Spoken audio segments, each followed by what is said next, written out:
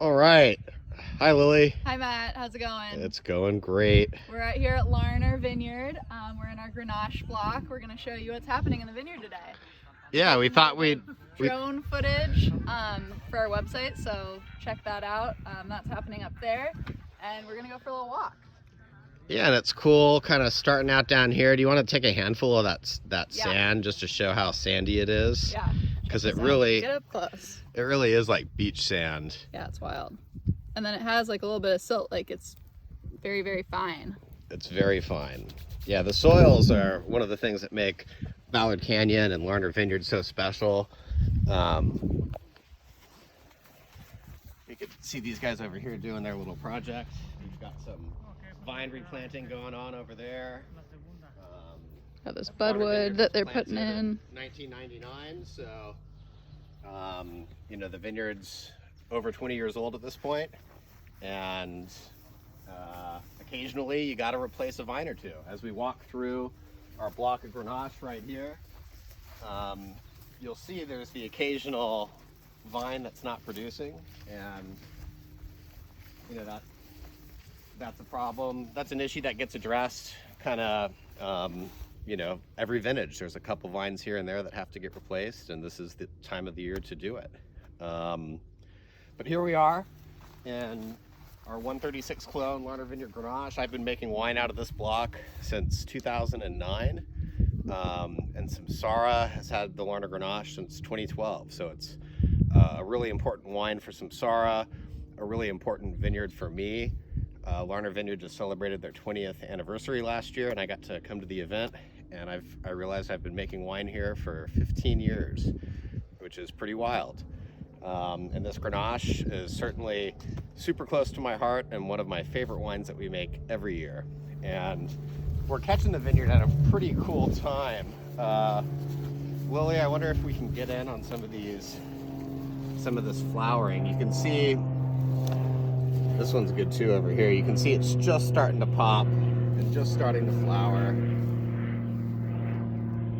Look at all these butterflies and bugs around here. What's the deal with those? Yeah, that's a great observation. As we were walking through, we noticed that this vineyard just really feels alive.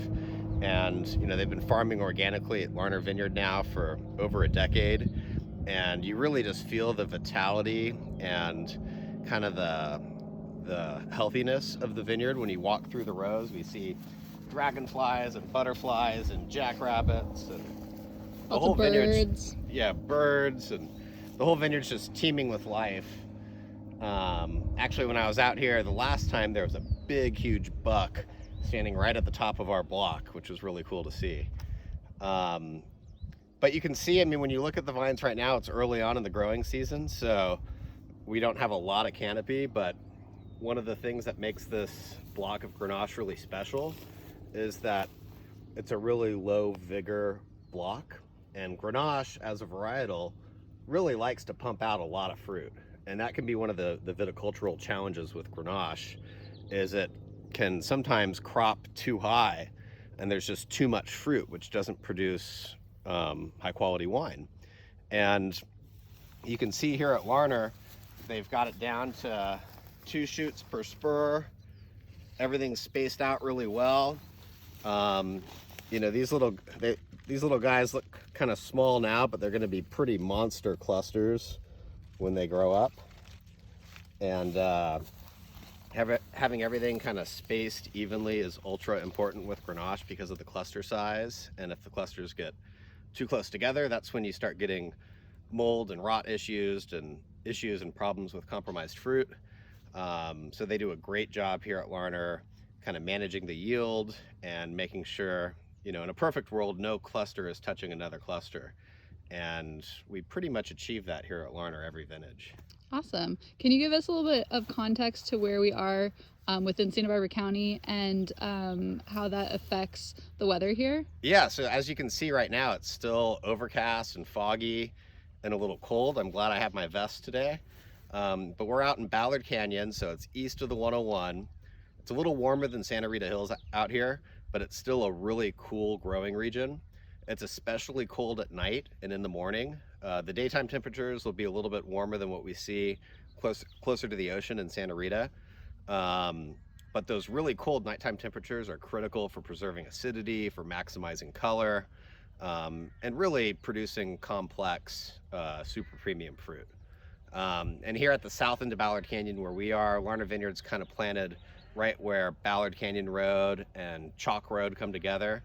And there's a little bit more, it's not just a clever name for a road, there's a little bit more chalk in the soil down here. As you move up Ballard Canyon, it's more limestone than chalk. But that soil complexity and the mineral deposits here in the soil in Ballard Canyon really make for some distinctive sites and really special wines. And how does that affect the Larner Grenache that you make year after year? Would you say that there is a continuity with the site? Totally. And I think, one of the best things about, that's a great question. One of the best things about this site and our style of winemaking at SAMsARA is we're really making vineyard-driven wines that have a minimal winemaker thumbprint.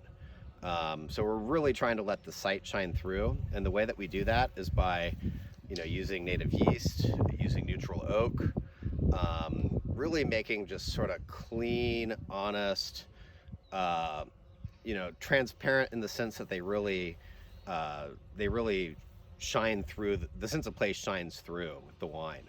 And making an elegant style Grenache can sometimes be a challenge, but all that minerality and the mineral driven soils really are really kind of optimal with that style of winemaking, where it's a little bit more elegant, less extracted, balanced. The 2017 vintage Larner Grenache that we're selling right now. Wave to the drone.